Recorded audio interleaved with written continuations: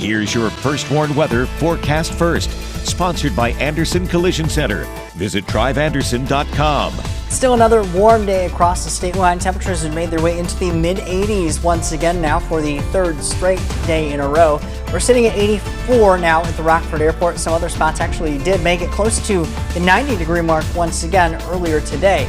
We still have a lot of dry air down near the surface, and that has helped to erode some of the rain showers that were developing across central Illinois before they made their way up toward our direction.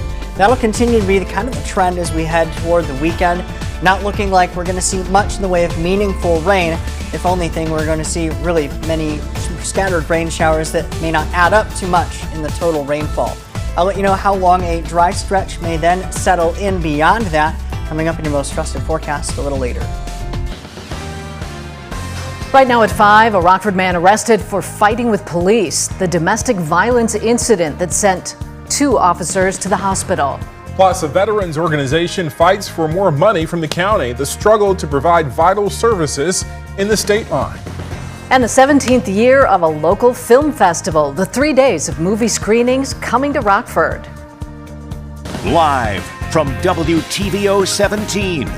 This is Eyewitness News at 5. Good evening, I'm Mimi Murphy. And I'm Wendell Edwards. Thank you for being here. Tonight, a man who fought with police say now he is facing a number of charges as a result. The Winnebago County Sheriff's Office announces his arrest. Reports say this morning around 11, deputies responded to calls of a domestic violence incident on Bond Avenue. That's near the intersection of Auburn Road and Johnston Avenue. There they found 37-year-old Jimmy Honeycutt leaving the home.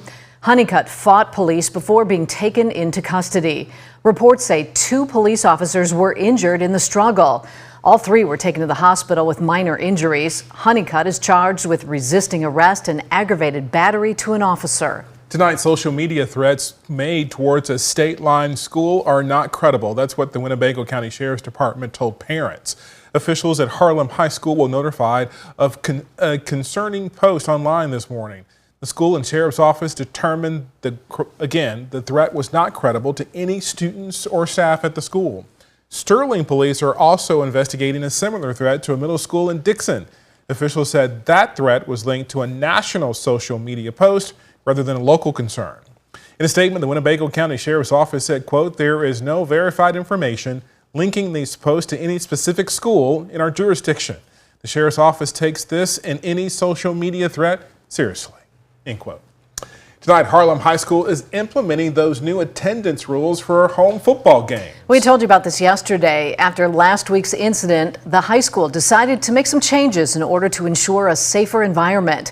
Reanne Weil is out at Harlem now before the game begins. And Reanne, what can fans expect tonight?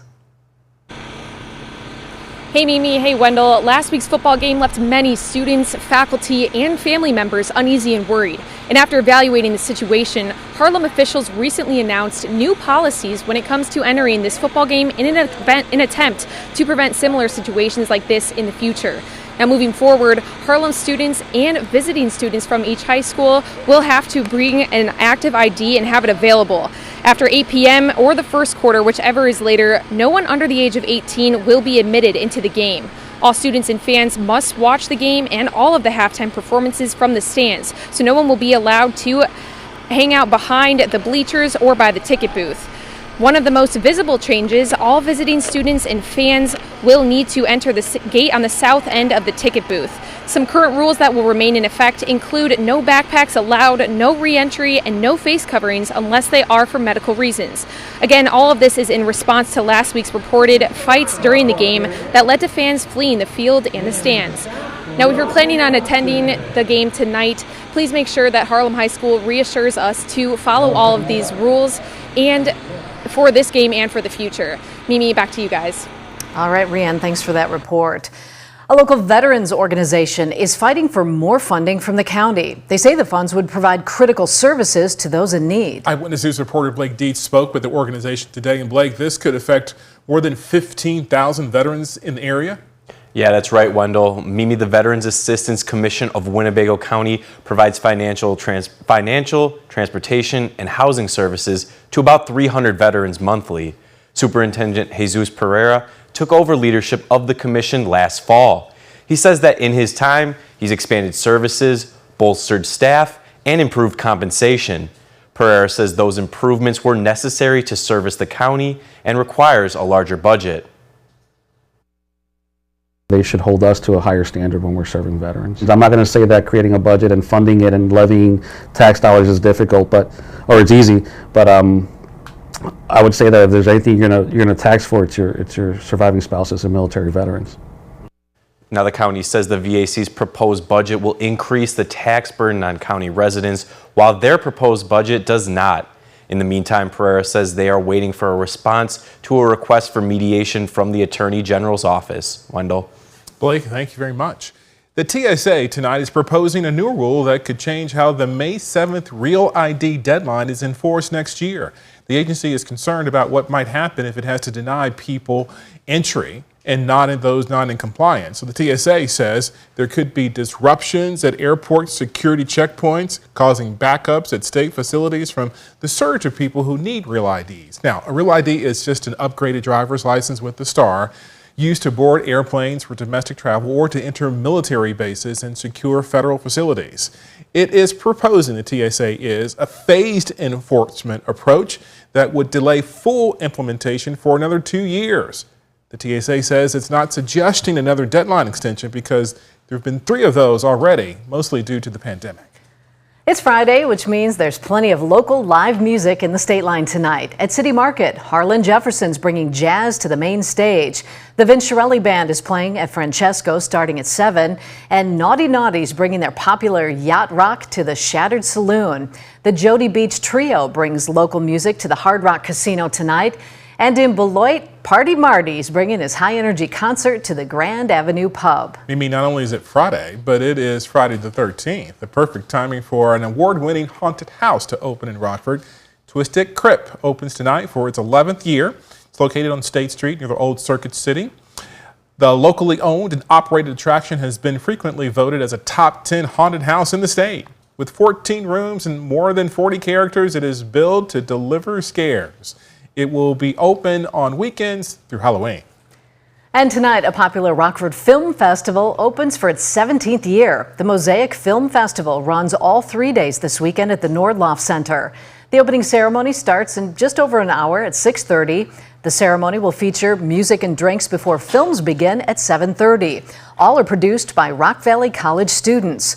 Tomorrow's films will all be from regional filmmakers, and Sunday will show 3 feature-length documentaries. Tickets can be bought online or at the Nordloff Center box office, $10 for a 3-day ticket or $5 for a single day.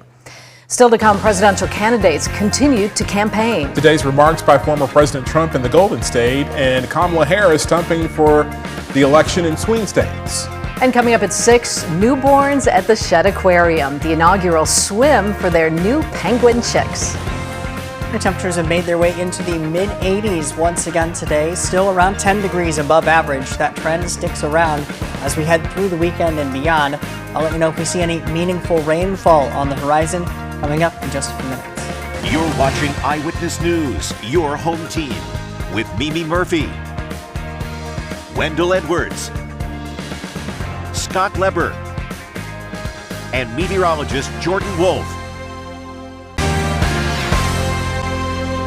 Today, former President Trump held a news conference in California. That comes as a Harris-Walz ticket continues to campaign in key swing states. Vinay Simlot has the latest. Former President Donald Trump used a visit to California to attack Vice President Harris on her record as the state's attorney general. Back here in Washington, President Joe Biden weighed in on former President Trump's comments on the debate stage. There's no place in America. This has to stop what he's doing. It has to stop. President Joe Biden responded to this claim about Haitian migrants from former President Donald Trump at Tuesday night's debate. In Springfield, they're eating the dogs, the people that came in. They're eating the cats. The mayor of Springfield, Ohio, says officials haven't seen any credible evidence. Trump continued talking about Haitian migrants at a press conference on Friday, but didn't repeat the claim about pets. In Springfield, Ohio, 20,000 illegal Haitian migrants have descended upon a town of 58,000 people destroying their way of life. The mayor says those migrants are in the U.S. legally. But in Harris's home state of California, Trump continued attacking Biden and Harris on immigration. Kamala will turn America into a poor, violent, third world refugee camp. It already sort of is. While Trump is in California, Governor Tim Walz and Vice President Harris stormed key states. Walz in Michigan. They're incredibly dangerous to dehumanize other people. And Harris in Pennsylvania. On Thursday, this was her message to a crowd in North Carolina. Donald Trump is not fit to be president of the United States. The Harris campaign says they want to capitalize on the vice president's debate performance. They're in Pennsylvania today, in Johnstown and Wilkes-Barre, both places that Trump won in 2020. Former President Trump will be in Las Vegas tonight in the key state of Nevada. In Washington, I'm Vinay Simlot. Back to you. Thanks, Vinay. And here in the Stateline, we saw some heat, temperatures in the mid-80s again. As we head to the weekend, Jordan will let us know what we can expect. His full forecast is next.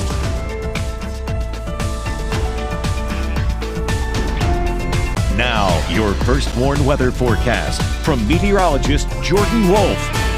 It's once again another warm day across the state line. Temperatures have made their way into the mid-80s for many of us. We did briefly hit 86 degrees at the Rockford Airport. We're now sitting at 84 there. 82 in Janesville, 81 in Sterling, 83 in Freeport, and 81 in Savannah. Regionally, it's also pretty warm, but we see some spots that are showing some slightly cooler temperatures, and that's because we have a little bit more of this cloud cover down to the south, a little bit thicker in the way of cloud cover as well. Locally, we've really just seen upper level clouds here, but we can see when we go to satellite and radar where some of that cloud cover has been filling in, especially across central Illinois and now into parts of Iowa. That's also where we had seen some rain showers trying to develop, but those rain showers encountering a lot of dry air, and that dry air really taking away that moisture from the atmosphere and not allowing much of it to reach down to the surface. Locally, that has just led to mainly cloud cover that looks like this. Our SkyTrack camera overlooking Beloit, Wisconsin, showing off a lot of the high cirrus clouds that we see at this present time. And as we get into the weekend, we may fill in some of those lower levels with cloud cover, along with the potential for some rain showers as we get later toward the weekend. In the short term, though, that just leads to mostly cloudy skies for the majority of tonight. But as we get later and later into the evening, temperatures will continue to fall down into the low 70s, along with cloud cover starting to give way a little bit as well, leading to perfect weather for our Friday night football games as temperatures drop down to around 70 degrees by 9 or 10 o'clock tonight.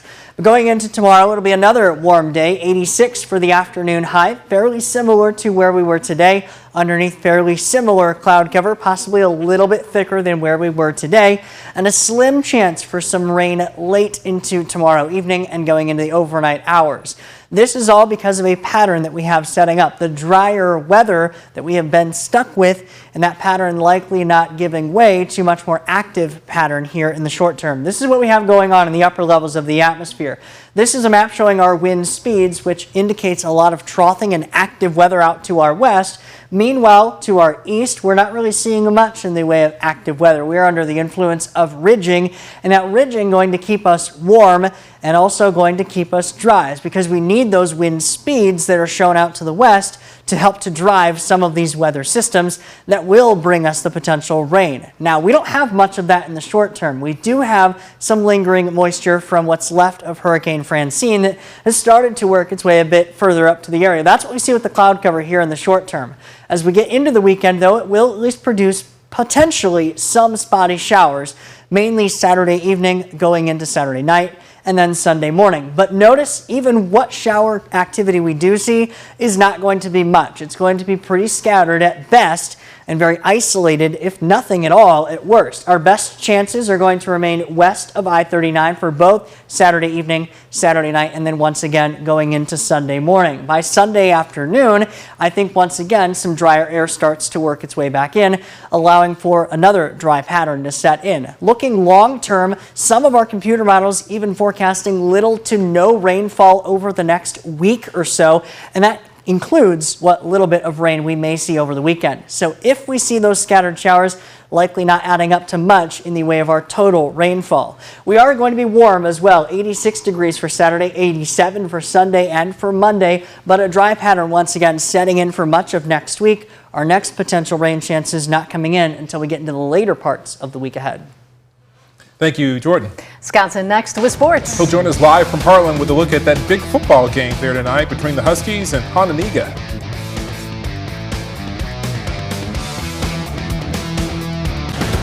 Now sports with Sports Director Scott Lever.